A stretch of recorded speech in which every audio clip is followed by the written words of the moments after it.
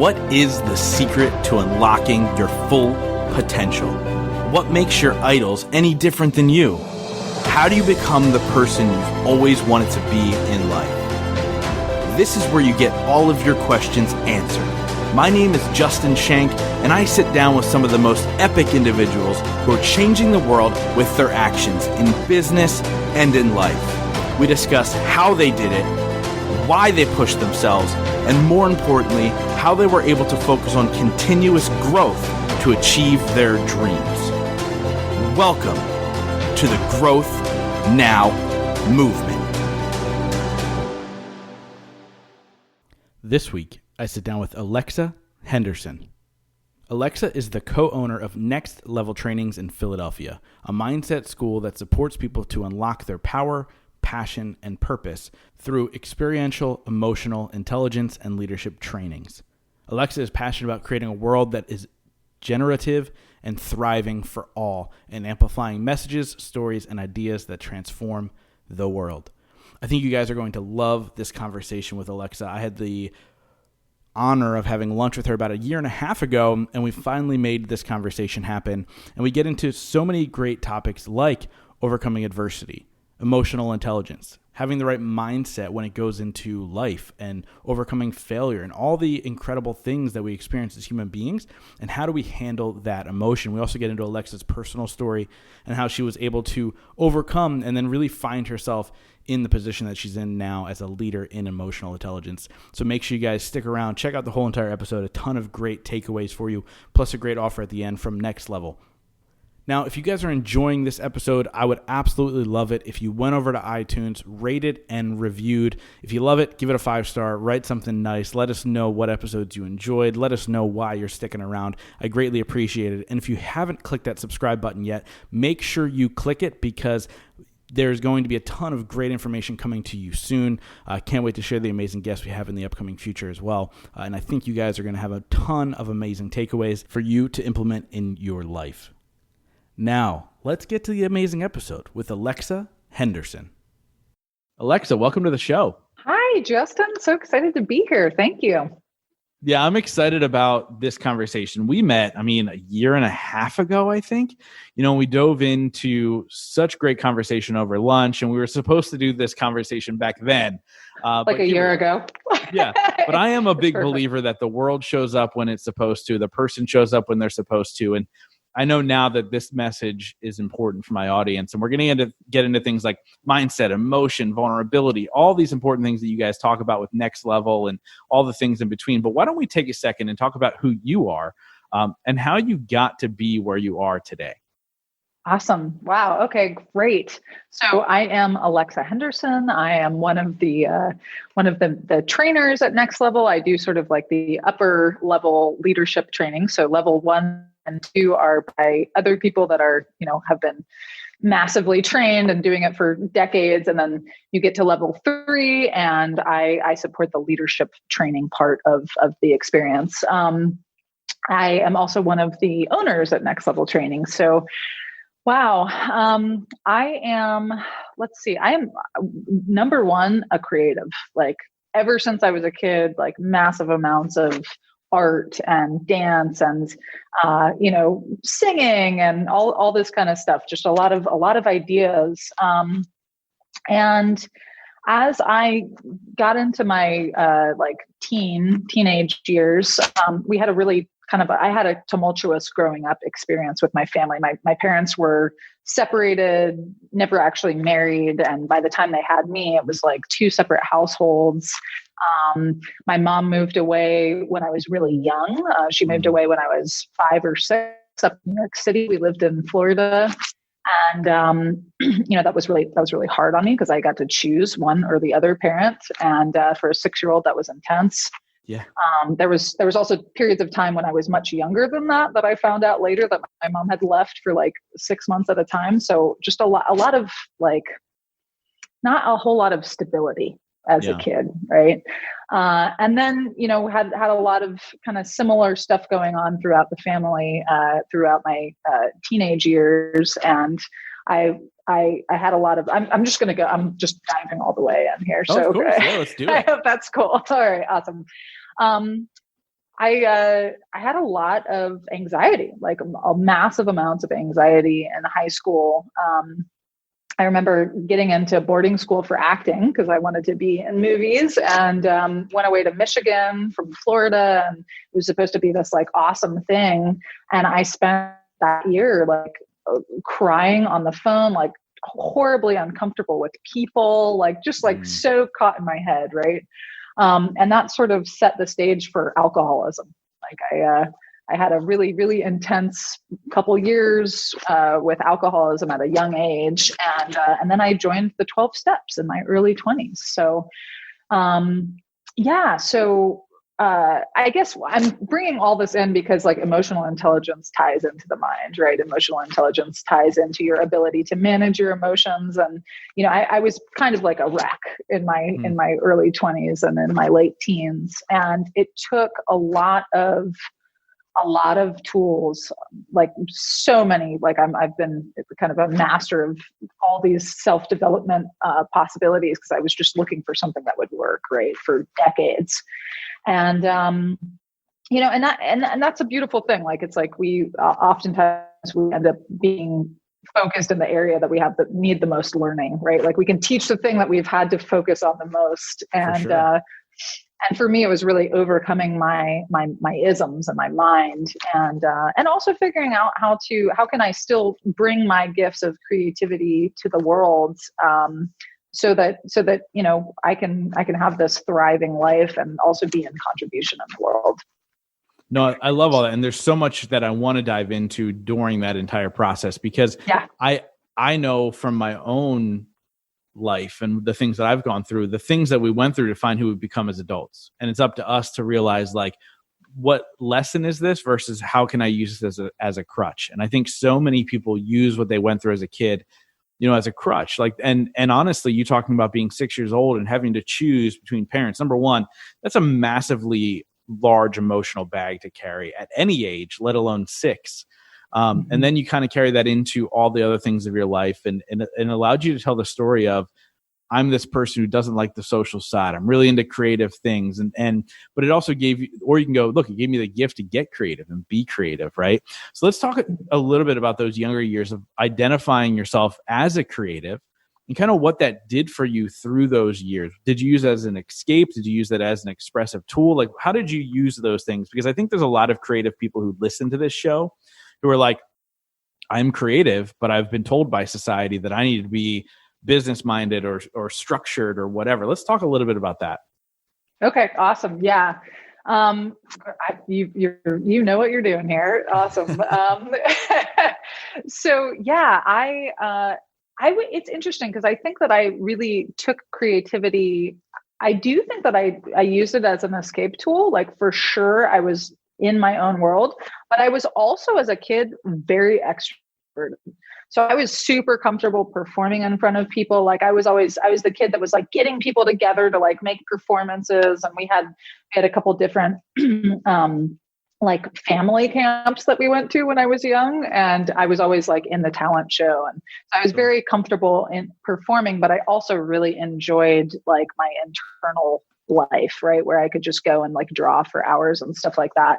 But I think there was always this drive to bring the unknown, unseen out into the world for others, like kind of like being a channel to like this other, like this creation space. Right. And I think I always felt, and that's been awesome as somebody who's in leadership as well, because essentially that's what you're doing with people, right? Like you're showing them that it's possible to be like this open channel for inspiration. And I think that was the piece for me that was like, I enjoyed the space of creativity because I felt really open to inspiration, and being able to bring that out to the world was like kind of what just felt like the right thing.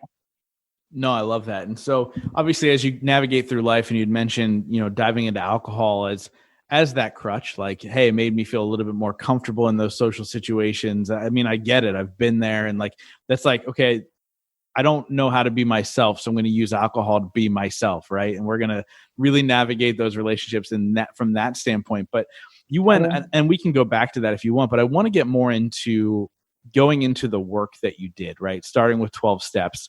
Was that your introduction into self-development, or was that something that came later? Like, what did that look like?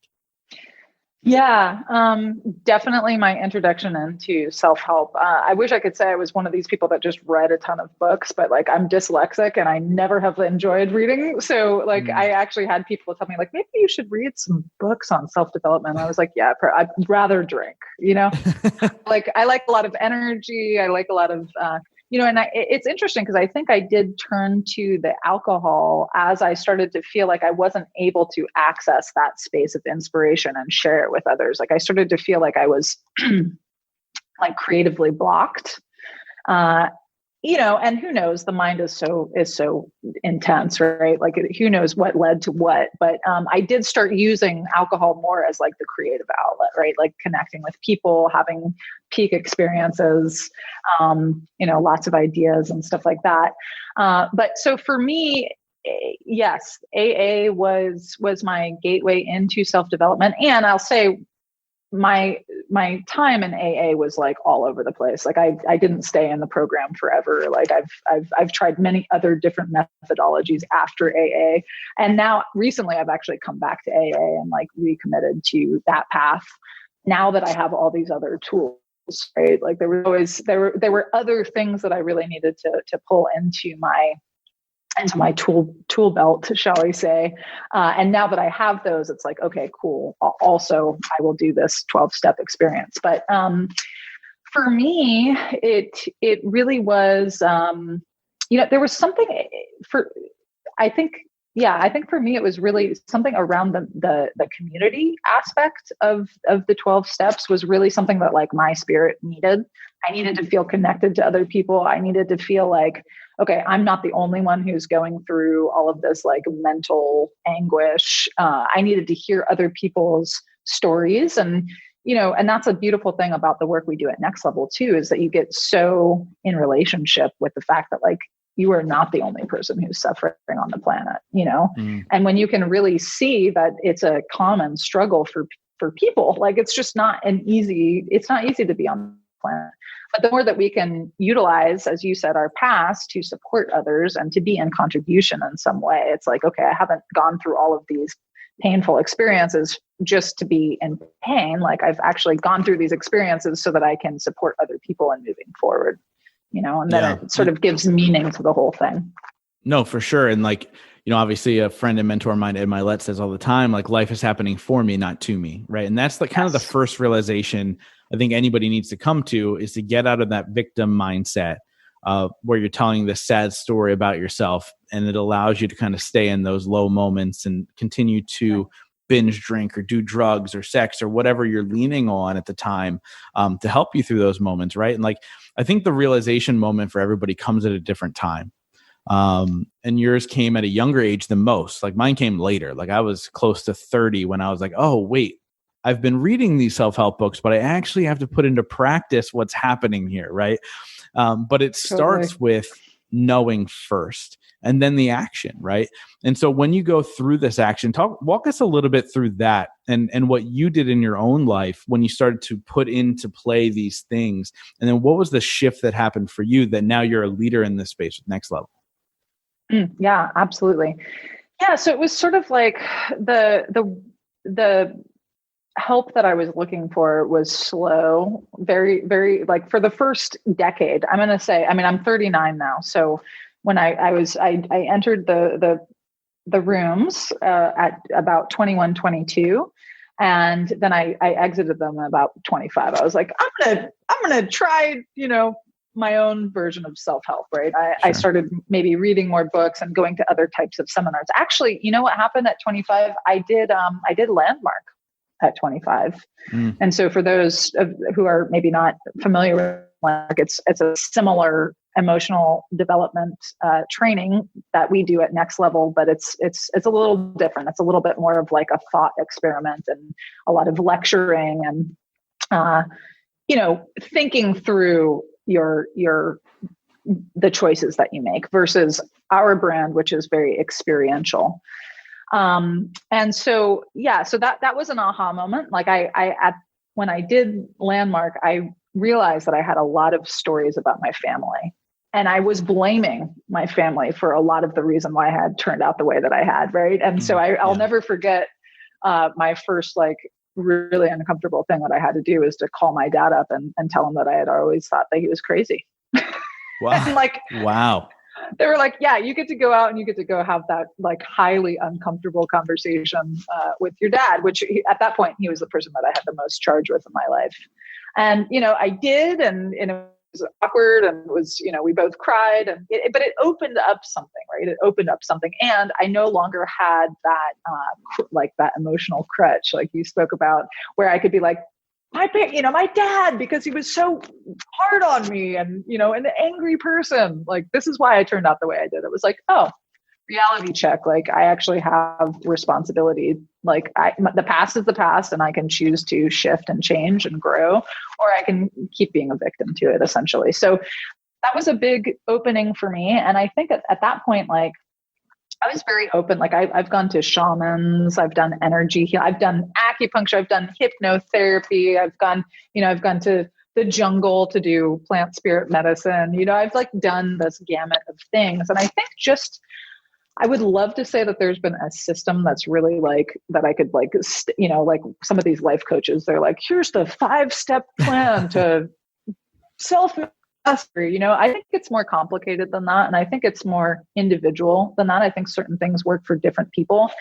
But I would say, slowly just never giving up I knew that there was something that was going to help me with like essentially my mental illness. And that if I kept searching and being open and questioning my motives and questioning my beliefs that I wasn't enough, right? Questioning the things that would hold me back and that I would beat myself up about, or my reactions to things. Just eventually, it's like you start to wear down the rough edges, right? But I will say, I really do think it's when I found this brand of transformation, which Next Level Trainings is one of the training companies that runs this brand of trainings, emotional intelligence trainings. But I actually did my training out in Los Angeles in 2013. And there's a huge center out there. It's MITT, Master of Transformational Trainings. And it's been around for, I don't know, maybe like 15 years or so.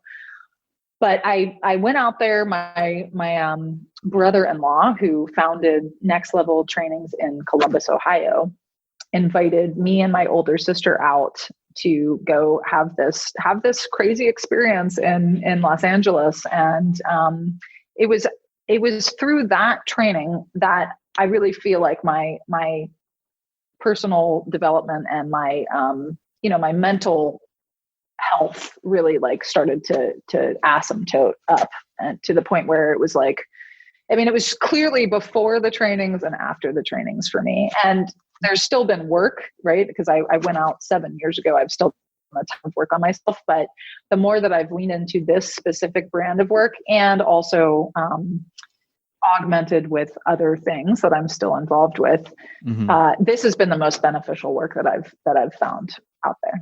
Yeah. There's always work. Like if somebody says there's no more work to be done, they're not evolving, right? Like the world's constantly changing around us. COVID's a great example of that. Like people woke up to realization of like, wow, there's a lot of work I have to do on myself, because now I'm with myself all the time. And there's not, I can't go escape to go out to a party or to the bar, to the whatever, or just even out to dinner with friends. Like you can't escape at this point. It's opening up a little bit, but very, very slowly, right?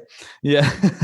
But I love this idea of emotional intelligence. Now, I think that it's a word that's thrown around a lot. I think people go, I have great emotional intelligence, and they really don't know what they're talking about. So let's dive into what you believe is the definition of emotional intelligence, and how there's so much confusion about what it really is. Yeah. I definitely think at this point it's a buzzword, right? Like it's in the lexicon. And I think that's awesome, because when you think, like if you really want people to start becoming more emotionally fit, which is really what it is, it's like emotional fitness, right? Like being able to regulate your emotions, being able to identify your emotions, being able to communicate without like having aggression or like, fear behind it. It's like, okay, cool. I'm managing my emotions. I can have an emotion come up, I can feel it, and I can say, all right, cool. What am I going to do with this emotion now that it's here, right? Not having our emotions drive us. It's like, now I'm in the driver's seat because I have emotional intelligence.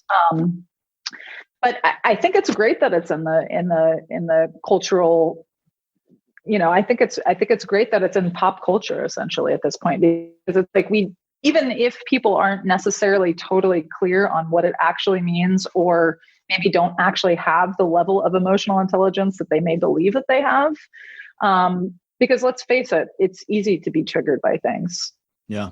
We have plenty of experiences in our past that were traumatizing, that were super let us down, that like, it's challenging. Like, look at what's happening in the world right now. Like, it's how easy is it to just be resigned that like, basically we're fucked. I mean, like, if you watch the news and, you tune into certain social strata and, certain, like if you're living life on autopilot and default, like it's a really challenging experience. And it takes work to pep talk yourself and be like, wow, no, there is possibility. Like the life, there's a different, like, it's totally possible that you can live the life of your dreams, but you do get to be very intentional about it. Right. And so I think that just the fact that it's out there in the public sphere, right? It's like yoga. When yoga first came into the States, like people were like, what is this? Right. Yeah. And now there's like yoga on every corner, right? It's definitely transformed the culture. And we need that to be the same way with emotional intelligence.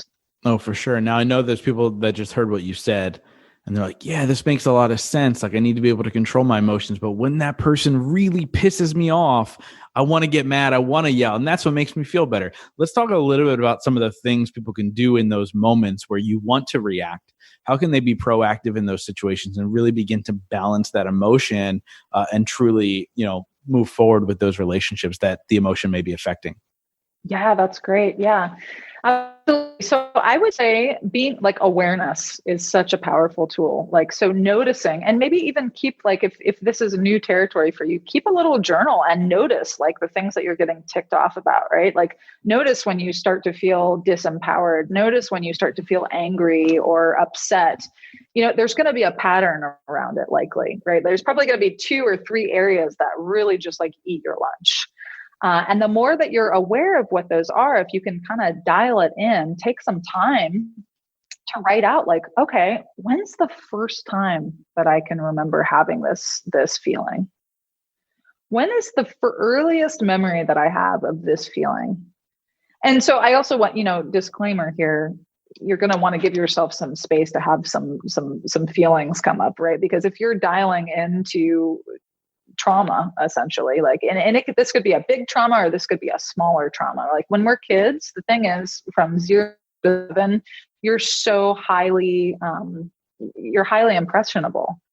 And your brain, like something simple could happen that disappointed you or scared you, and you could just make up some crazy story about the world, right? To protect yourself. That's your brain's number one job, is to keep you alive. So when your subconscious is essentially running the show from 0 to 7, anything that happened during that time, whether it was really positive or really negative, you're going to be highly affected by. And that's actually the lens that you're going to view your world through. So the more that you can start to notice, like, what are the things that are really tripping me up, right? And taking some time to write down like, okay, wow, my first time that I remember feeling this angry. There's probably some feeling of, behind every piece, like feeling of anger, there's generally fear, right? So there's probably something that scared you as a kid, and being able to identify that and feel that emotion, like it's not really, it's simple. It's not necessarily easy though. Like actually taking the time to be able to connect with that feeling and process it and move through it. That's why we have trainings, right? Because you alone with yourself writing it out, like it just, sometimes you need an environment and a coach and like a community there holding space for you so that you can really go deep and cry, and cathartic and have the emotion. Because the truth is, like, once you're on the other side of the emotion, you feel so much better. And you'll notice that slowly that same trigger that you had, and it might not be like the one time going through, right? It probably won't be like, oh, I journaled about it. I remembered this experience that I had as a kid. I connected with the sadness and it was all better. Like normally it will take some work for that trigger to no longer be an issue for you, but it will be less, right? Yeah, It will be less.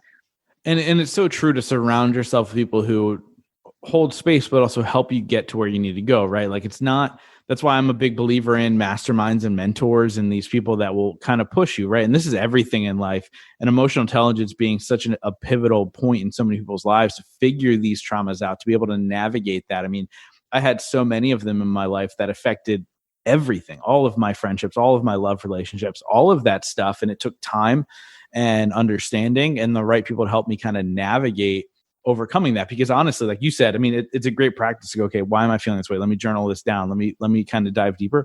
But you can only go so deep by yourself. Like you need somebody to kind of nudge you. Well, what about this? Or what are you thinking here? Or whatever the case may be, to have that support is definitely a game changer, right? So what made you decide to step into, I know you mentioned your brother-in-law started Next Level, but what made you decide to step into going from the person who went through the steps to becoming the person who leads people through the steps? What was that transition? Was it like, this is my purpose? Or was it like, okay, that's what I'm doing next? Well, it was kind of a combination of both. I mean, I will definitely say transformation fell in my lap. Like it was clear that the universe was like, no, like you're supposed to be doing this. I was actually out in like once I did the trainings out in LA, I moved out there and I was getting involved with film. I'm also moving back into being a film director, so making transformational films. So I knew that I wanted to do something where I was waking the world up and having a massive impact on culture and on people's lives. So that, because like let's face it, many things get to change for life on planet Earth to work for everybody, right? And so I was like, great, film. I'm super into creativity. I can never pick one modality, so like film kind of sums it all up, right? So I moved out to LA. I was doing my thing out in LA, and meanwhile, Next Level in Columbus started with my sister and her husband and their best friend Abe. At the time, that was like 6 years ago. And then my dad did the trainings through Next Level Columbus, and he is like one of the most passionate, Joe Henderson, like people will literally come to our center and like stay simply because they're so in love with my dad. It's so, they're like, your dad though, your dad. I'm like, I know. He's awesome. And he's transformed, and thank God. Yeah. Thank God for that. But I wasn't seeing this as like my life's mission so much. I was like, this is such great work and it's done so much for me, and my family's doing it. We've got 2 centers now because my dad opened up Philadelphia, but I was like, but I've got this other thing that feels really important for me to handle. And slowly, I just realized, like I actually drifted away from the work. I wasn't doing so much of it. And I was kind of like living my life the way that I was living it. And I was noticing that I was kind of slipping back into old behaviors, right? I was like, I wasn't really making that much progress on the movie thing. And, then I was sort of like waiting tables at a really awesome place. It's a great restaurant, but I was waiting tables in Los Angeles, and it just sort of like dawned on me that like, wow, I'm in the drift, right? Like I'm watching all my friends who just like took this work and like stayed with it and came back and coached and like did the next program, and they're like launching their podcasts and like, they're kind of being these rock stars, right?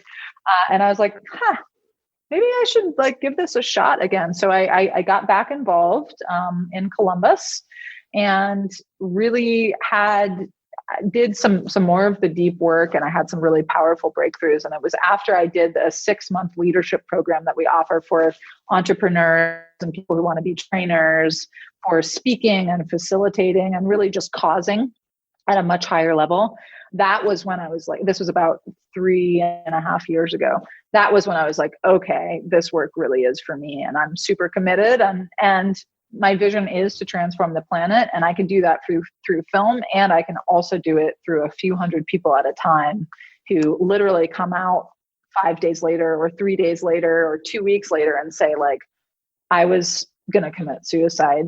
And then I somebody, my mom told me that I had to come to this training, and I did it. And I have a purpose for living now. Like, I'm reignited with why I'm on the planet. Like, to see that, like to see thousands, like we've graduated at about 8,000 people from both of our training centers combined. Wow. And so to see that many people have those kind of massive results, I was like, yeah, totally. I want to be involved with this. No, I love that. And it's so true. And like, one thing I love that you're doing, and I think this is kind of something for people to pick up on, is that like you're going back to the movie, right? Like to making movies. Like, that's clearly a passion, but sometimes it doesn't happen at the time it's supposed to happen. Sometimes it's a different vehicle. Like, the thing that became my financial vehicle isn't the passion that I do, right? Like, the one fed the other. And sometimes in life, that's how it goes. You have to go down certain paths to come back to what it is that's really on your heart. And I love that. And I think that's something people really need to pay attention to. Now, something I ask every single person on my podcast, and I want to ask you for multiple reasons. Obviously, I get the honor to interview some of the world's most successful people. However you want to define success. Not only are you successful in what you're doing with Next Level and soon to be movies, and I'm excited to see all that you create, but you also have guided thousands of people into their success. And again, however they define it. So my question for you is, how do you define success? And what are 3 things you do every day to ensure that success for yourself and others? My gosh. Yeah. So I define success by feeling fulfilled in your life, by a vision-driven life. I think that's a component for success for everybody. Like, when you're creating something that lights you up, that you're passionate about, like, that is success, right? Fulfillment comes from doing things that are important to you. And then I would also say making an impact in the world, because I honestly don't think that humans can be fully fulfilled and happy if they're focused on themselves totally, right? Like, I think that it's not that you have to be out there being like the biggest philanthropist or a Nobel Peace Prize winner, but if what you're doing has the intention to support humanity in some way, like, we're social creatures, we are connected. And especially in this world where now there's almost 8 billion people on the planet, like, part of what we're doing here is to be of service to others. So I would say those are components that I see that need to be present for success, or that I would, I would barometers. And then 3 things that I do every day, or things that I do every day. Yeah. 3 things you do every day to ensure that success for yourself. Okay. I'm super, super big on meditation and intention setting. And I think meditation can look different for different people. Like, I do a lot of, Joe Dispenza meditations, and like, his meditations are guided, right? Like, I do a lot of guided meditations with different teachers, essentially. Yeah, and I prefer the guided as well. So I totally understand that. Yeah. Guided. Yeah. I mean, like, for me to just sit there and quiet my mind, like, I actually want to be moving towards something. Like, I think for me, I'm like, I want to be moving towards something. Same. Yeah, totally. I think there gets to be a level of health, right? A level of health present, because if I'm trashing my body the entire time that I go throughout my day, like, I'm feeling bad about myself on some level, like, right? Like, so for me, like, I'm not quite vegan, but I'm close to vegan. And like, what I put in my body makes a difference, because it just, either I'm feeling good about myself or I'm avoiding something, often is what the thing, right? When I'm avoiding something, that's when I want to like go have like a bunch of cheesecake or something like that, right? And there's a place and a time for that. This last week I had some cheesecake. It did the trick, right? And also, taking care of yourself as far as like physical fitness. I also think like when I'm feeling good and I have like high energy, like there's, my body, like we're in these crazy machines, right? They're biological machines. They have to be kept up. Like, so my mental hygiene through meditation, my physical hygiene.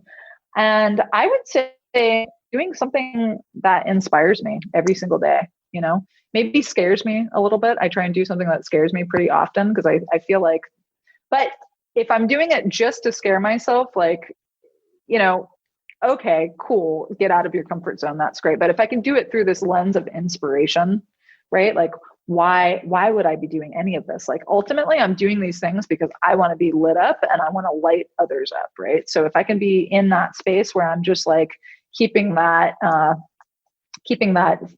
faucet, like keeping that fountain in effect, then that's like a great day for me. Yeah. And it's all of those things are insanely important to keep a healthy mindset wherever we go in life, right? Like wherever we're traveling, like if we're not taking care of ourselves in any way, shape or form, then we can't help anybody else because our mind's going to be so distracted and it's not going to be healthy and it's not going to be any of these things. Like an ongoing theme with all of my episodes, and we're talking 300 plus episodes, is making sure we take care of ourselves first. And making sure our cup is full, and whatever flows is for everybody else. But we need to make sure that we're really full in so many different ways, from our mind to our body to our soul, all those things. But that's why I love the three things that you mentioned, because it hits on all those things, right? Your mind, body, and your soul, keeping them healthy, keeping them clean, and moving forward, which is extremely important for sure. So obviously we're getting closer to the end, and I wrap up every single episode with this one question. But before we get there, how do people get a hold of you? How do they get more information about Next Level so they might be able to dive into the emotional training, all that stuff? Yeah, beautiful. Well, I'd actually like to can I offer a gift? For sure. For listeners? Okay, cool. So we have a shift training that will be, we're continuously having them, but our next shift training is January 30th and 31st. Powerful. It's 2 days, easy. It's like 10 to 6 both days, 10 to 6:30. So I would love to offer listeners a gift. I'd love to offer them $100 off to attend our upcoming, really any shift training in the next year. So through 2021. And let's say that Growth Now will be the code. So if you put Growth Now in, $100 off the shift training, we'd love to have you whenever you're ready to come play with us. Next Level Trainings with an S.com, nextleveltrainings.com.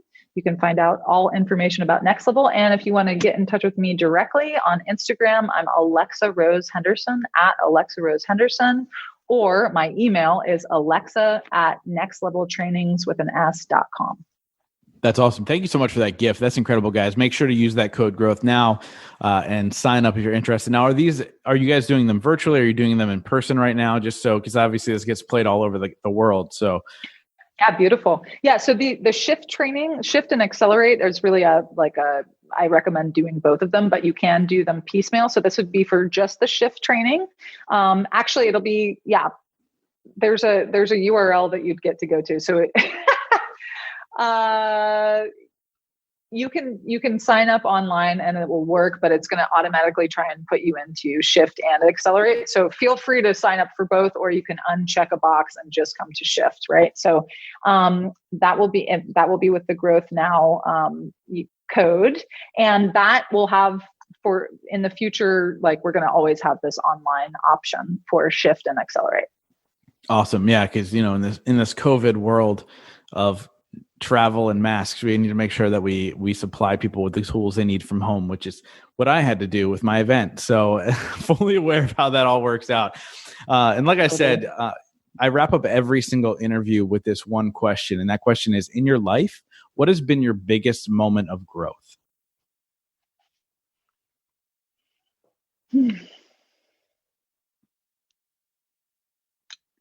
Oh my gosh, this is a deep question. Well, I mean, I would say any peak experience, and peak for me, there have been peak moments of extreme pain and peak moments of extreme joy. And both have been really powerful.